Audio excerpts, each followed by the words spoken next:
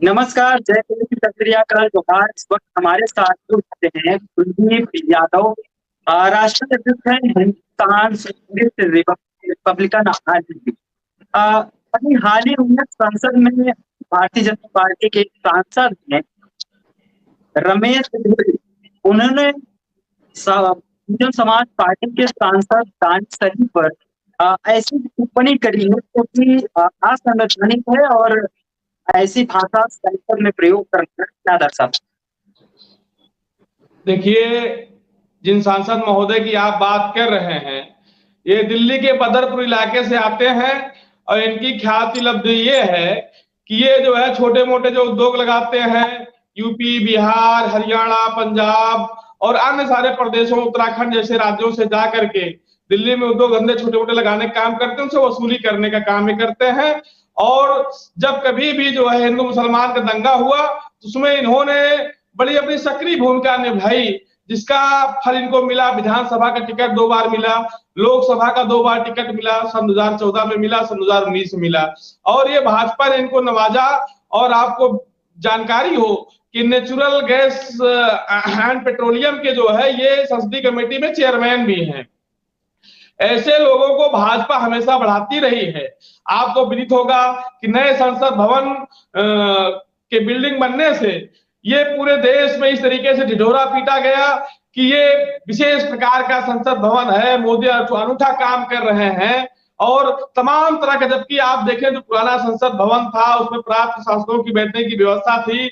और सारे, पहली बात तो धन बर्बाद किया गया, सरकारी धन का दुरुपयोग किया गया। दूसरी बात, उस सदन में सिंबल को स्थापित करके, सिंबल को ये राजशाही का जो है संकेत दे दिया था आरएसएस और भाजपा ने, जिसका परिणाम आज रमेश भिदोड़ी की अमर्यादित भाषा और गाली के रूप में देखने को मिल रहा है। आज केवल ये अल्पसंख्यक तबके की बात नहीं है, आज दानिश अली गाली खा रहे हैं। आज दानिश अली को जो है आतंकवादी, उग्रवादी और तमाम सारे अमर्यादित धार्मिक शब्द बोले जा रहे हैं। कल हमारे दलितों पिछड़ों की बारी है। अगर इस देश में अल्पसंख्यक सुरक्षित नहीं है तो दलित पिछड़े सुरक्षित नहीं रह सकते हैं। यह बात मैं पूरे दावे से कहता हूं। ये ऐसे लोगों को, आपको विदित हो कि आम आदमी पार्टी के संजय सिंह निलंबित चल रहे हैं और तमाम सारे सांसदों के, जरा सी बात पर टीएमसी के कई सांसदों को निलंबित कर रखा है। तो ये विपक्ष के जो सांसद है वो जरा सा भी अगर आप अपने सवाल उठाते हैं तो उनको निलंबित करने का काम करते हैं। जबकि भाजपा के जो सांसद है वो इस तरीके की अमर्यादित भाषा बोलते हैं। जाति और धार्मिक आधार पर एक निर्वाचित सांसद को, आपको विदित होगा, दानिश अली कोई मामूली व्यक्ति नहीं है। दानिश अली वो व्यक्ति है जिन्होंने 13 दिन की अटल बिहारी की सरकार गिराई थी। इसलिए दानिश के प्रति आरएसएस और भाजपा का जो रवैया है वो ऐसा ही हो सकता है। वो आज तक ये सड़क छाप भाषा जो है, ये गली चौक चौराहों पर जो आम गुंडे, गली गुंडे बोलते हैं, ऐसी भाषा जो है सदन के अंदर नहीं देखी गई थी।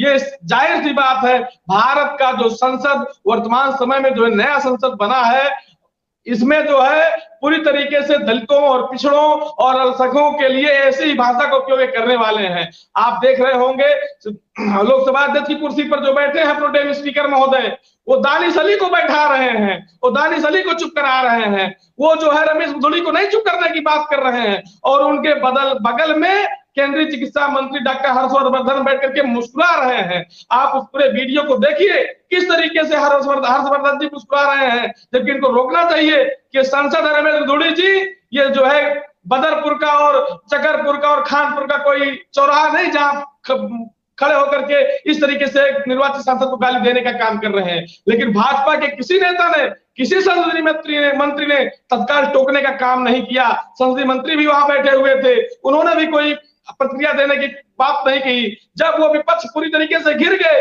विपक्ष के लोग अपनी प्रतिक्रिया देने लगे, तब संसदीय मंत्री ने माफी मांगी है। लेकिन रमेश भिदोड़ी ने कोई माफी नहीं मांगी है और उनके ऊपर ना तो कोई कार्रवाई हुई है। ऐसे सांसदों को तत्काल प्रभाव से सांसद की सदस्यता से जो है टर्मिनेट कर देना चाहिए।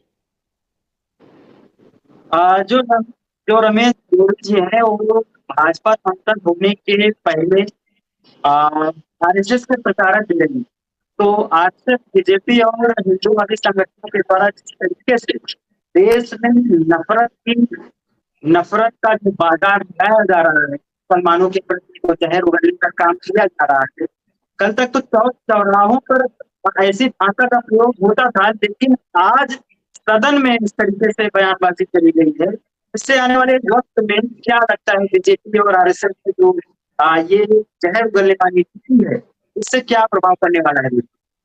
देखिए, आप देख रहे होंगे, हम आप भी गांव गिराव पे रहते हैं और कस्बों में रहते हैं। आप देखते होंगे गली गांव गली चौक चौराहों पर कस्बों में ऐसी बातें अल्पसंख्यक समाज को लेकर के अराजनैतिक व्यक्ति बयान देता है, और भाजपा और संघ की जो कैडरशिप है, जो उनके यहाँ कैडर जो प्रमोट किए जाते हैं, वो दंगाई होते हैं, वो दंगा भड़काने वाले लोग होते हैं, जो आपसी भाईचारा है उसको खत्म करने वाले लोग होते हैं, उन्हीं को टिकट देते हैं, उन्हीं को प्रमोट करके जो जितना बड़ा दंगा करवा ले, जो जितना बड़ा नफरत घोल ले समाज में, जो जितना बड़ा जो है विवाद खड़ा कर दे, उसको उतना बड़ा प्रमोशन भाजपा मिलता है। रमेश बिधूड़ी जी इसके जो है जीते जागते उदाहरण है। आप देख लीजिए, नरेंद्र मोदी जी का नाम 2013 के पहले भारतीय पटल पर कौन जानता था, लेकिन 2013 में उनको इस तरीके से प्रचारित किया गया कि हिंदुत्व के ब्रांड एम्बेसडर है, कट्टर हिंदू हैं। पहली बार भारत में किसी को कट्टर हिंदुत्व के लिए जो है वो जो है प्रचारित किया गया, और नरेंद्र मोदी थे, चूंकि इन्होंने 2002 में गोधरा कांड कराया था। उस गोधरा कांड की बदौलत जो नरेंद्र मोदी को प्रधानमंत्री पद का प्रत्याशी बनाया गया, जबकि भाजपा में और सारे मुफीद चेहरे थे जो कि लिबरल थे, लेकिन वो कट्टर हिंदुत्व की जो परिभाषा होती है, कट्टर हिंदू का जो सांचा है, उसमें वो चेहरा फिट नहीं बैठता था। इसलिए नरेंद्र मोदी को जो है आगे किया गया, और उनके चेहरे को चमका करके वो जो है तमाम इफ्को नामक एक अंतरराष्ट्रीय कंपनी जो है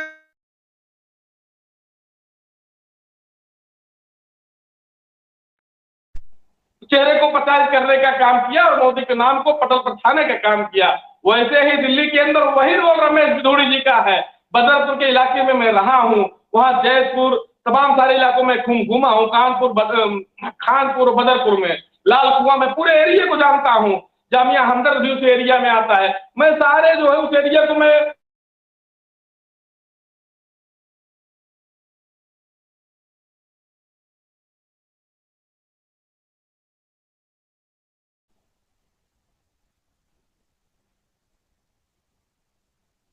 इन जैसे लोगों के कारण ही वहां जात विशेष गुजर के प्रति नफरत का माहौल लोगों के बीच में रहता, लोग नफरत करते हैं। ये मैंने देखा है बहुत अच्छी तरीके से। ऐसे लोग पूरे गुजर समाज को जो है बदनाम करने का काम करते हैं, और ऐसे लोग जो है वो समाज में जो है भाईचारे को खत्म करने का काम करते हैं। भारतीय संसदीय लोक मर्यादा के लिए ये उचित होगा कि ऐसे लोगों को संसद की सदस्यता से तत्काल प्रभाव से जो है इनको टर्मिनेट करना चाहिए। आप देख रहे होंगे, अगर कोई सांसद किसी घोटाले को लेकर के सवाल उठा देता है, अगर कोई सांसद प्रधानमंत्री के खिलाफ सवाल उठा देता है, अगर कोई घोटाला होता है उसको लेकर के सवाल उठा देता है, तो उसकी सदस्यता खत्म करवाने का काम करते हैं। अब मैं दानिश अली जी से मैं संपर्क करूंगा और उनको मैं ये राय दूंगा को न्यायालय जाए और न्यायालय जा करके इनके ऊपर केस फाइल करें, जिससे अगर ये लोकसभा स्पीकर उनकी सदस्यता नहीं खत्म करते हैं, न्यायालय से उसकी सदस्यता जो है खत्म कराई जा सके। ऐसे लोग नफरत घोलने का शहर समाज में काम करते हैं, जहर घोलने का काम करते हैं। जो हमारे उनके समाज का भाई बंधु जो मुस्लिम सब तबके के साथ, दलित तबके के साथ, पिछड़े तबके के साथ मिलजुल करके रहता है, उसके भी दामन पर इन्होंने दाग लगाने का काम किया है, उसके ऊपर भी सवाल खड़ा करने का काम ऐसे व्यक्ति ने किया है। जो रमेश जी हैं, वो जिस संगठन से आते हैं, आरएसएस से जो आला कमान है बिहार भाजपा, वो अच्छा पद उन्होंने बयान किया कि आरक्षण के पहले उन्होंने कहा कि सबका डिग्री में एक है, यानी कि देश में चाहे ओबीसी व्यक्ति, एसटी, माइनॉरिटी, मुसलमान, कोई भी हो, अलग से सबका डिग्री एक है। लेकिन रमेश बिधूड़ी का जो बयान है, इस बयान को लेकर आरएसएस की जो मंशा है साफ नजर आती है। शायद यही कारण है कि कनाडा में भी अभी खबर आ रही है, कनाडा में आरएसएस को बैन करने की पहल चल रही है। इस पर आप क्या? कनाडा में क्या, मैं आखिर सवाल सुन नहीं पाया, कनाडा को लेकर के क्या बोला आपने? कनाडा में आरएसएस को बैन करने की पहल चल रही है, इस पे आप क्या क्या कहेंगे? देखिए, आप जानते होंगे आरएसएस जब गिरता है, अब वो दौर नहीं रहा, आज सोशल मीडिया का दौर है। आपको विदित होगा कि इसके पूर्व भी मैं एक घटना का जिक्र करना चाहूंगा। सीपीआईएम के जॉन ब्रिटस हैं, सीपीआईएम के सांसद हैं, उन्होंने जो है एक सवाल उठाया था कि जुडिशरी में नियुक्ति को लेकर के किस तरीके से जज अपॉइंट किए जाते हैं, तो वो बात जो है वो भैया नायडू ने भी कहा, मुझे जानकर जो है बड़ी हैरत है कि दलित पिछड़े तबके की इतनी कम भागीदारी है, लेकिन उस खबर को जो है मन स्ट्रीम मीडिया ने दिखाने का काम नहीं किया, सारे राष्ट्रीय अखबारों से खबर गायब की। वैसे ही ये जानते हैं कि मौजूदा समय में सोशल मीडिया है, आप जैसे पत्रकार हैं, लोकतंत्र रक्षक हैं, लोकतंत्र के चौथे स्तंभ के जो सच्चे प्रहरी हैं वो सोशल मीडिया के थ्रू हैं, वो चीजें सूचनाओं का आदान प्रदान हो जाता है, और इनके जो धार्मिक प्रोगापंथ व आडंबर है और जो नफरत फैलाने का एजेंडा है उसका तत्काल सोशल मीडिया पर खंडन होने लगता है।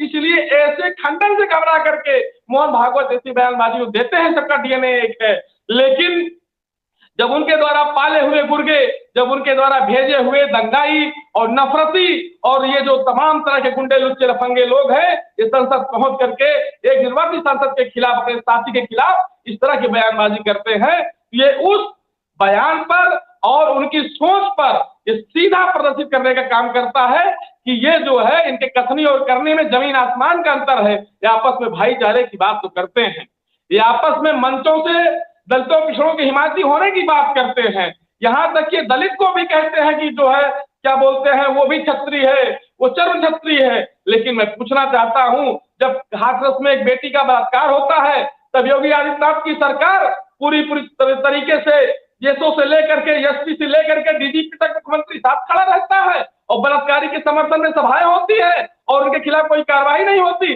जब विपक्ष का कोई नेता जाता है उसको रास्ते में गिरफ्तार करके जेल में ठूसने की बात करते हैं। ये कहां जो है क्या बोलते हैं सबका डीएनए है। अगर एक होता तो ये अपने बहन बहू बेटियों की शादी करते, किसी को मुल्ला, किसी को आतंकवादी, किसी को उग्रवादी, किसी को कटुआ कहते ही। आप बताइए, ऐसे सब बोलते हैं, मुझे शर्म आ रही है। ये ऐसे लोग जो है जिनको लोग लज्जा नहीं है, ये गली चौराहे के गुंडे जो वसूली करने वाले लोग हैं, जो दंगा करने वाले लोग हैं, आरएसएस उनको टिकट दे करके और सांप्रदायिकता की आड़ में सांप्रदायिकता की लहर चला करके संसद भेजने के काम करती है। वो बिल पर नहीं चर्चा करते हैं। रमेश भदौड़ी पिछड़े समाज से आते हैं, यदि पिछड़े समाज के हितैषी होते तो महिला आरक्षण में वो पिछड़े तबके के कोटे की बात करते, लेकिन ऐसा न करके उन्होंने जो है केवल और केवल जो है दानिश अली को अपने अल्पसंख्यक तबके से होने के कारण केवल उनको अपमानित करने का काम किया। ये आज रमेश भदौड़ी जो है केवल दानिश अली को नहीं अपमानित कर रहे हैं, ये माननीय दानिश अली को अपमानित करने का मामला नहीं है। ये आप आगे आप देखेंगे उसी सदन में दलित पिछड़े अल्पसंख्यक तबके के साथ किस तरीके का दुर्व्यवहार ये करेंगे और किस तरीके से दलील करने का काम करेंगे। आपको याद होगा उसी राज्यसभा के अंदर सुश्री माननीय मायावती जी ने जो है राज्यसभा से त्यागपत्र दे दिया था। क्यों दे दिया था? दूसरी घटनाक्रम है और बसपा के ही सांसद है दानिश अली, इसलिए दे दिया था जब उस सदन में जनता, मायावती जी ने कहा कि हम यहाँ जनता के द्वारा चुनकर भेजे गए हैं और कई बार वो जो है वरिष्ठ सदस्य रही हैं, एक राष्ट्रीय पार्टी की राष्ट्रीय अध्यक्ष थी, अगर उनको बोलने का मौका नहीं दिया जाता है, अगर उनकी बात पर जो है लोकसभा स्पीकर के सामने और राज्यसभा स्पीकर के सामने खड़े होकर के लोग जो है टिप्पणी करेंगे, ये लोकतांत्रिक मर्यादा का उल्लंघन है। इसलिए मायावती जी ने इस्तीफा देने का काम किया था। वो चाहते हैं कि बहुजन समाज के नेताओं को हम इतना बेइज्जत कर दें कि स्वतः ही उनको जनता चुन करके तो भेज रही है, लेकिन ये जो है अपने आप सुरक्षा चिंतन इतना अपमानित कर दे कि सदन छोड़ करके चले जाएं।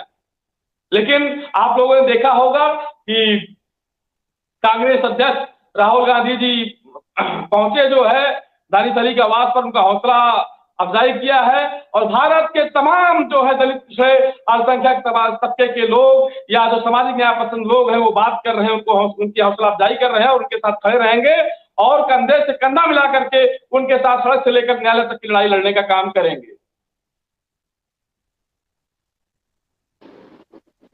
जी कुलदीप यादव, क्या आप इस मुद्दे पर विषय आप जुड़े, इसके लिए आपका धन्यवाद। हमारे साथ कुलदीप यादव राष्ट्रीय अध्यक्ष हैं हिंदुस्तान सोशलिस्ट रिपब्लिकन आर्मी के। बहुत बहुत धन्यवाद आपका। बहुत बहुत धन्यवाद आपका।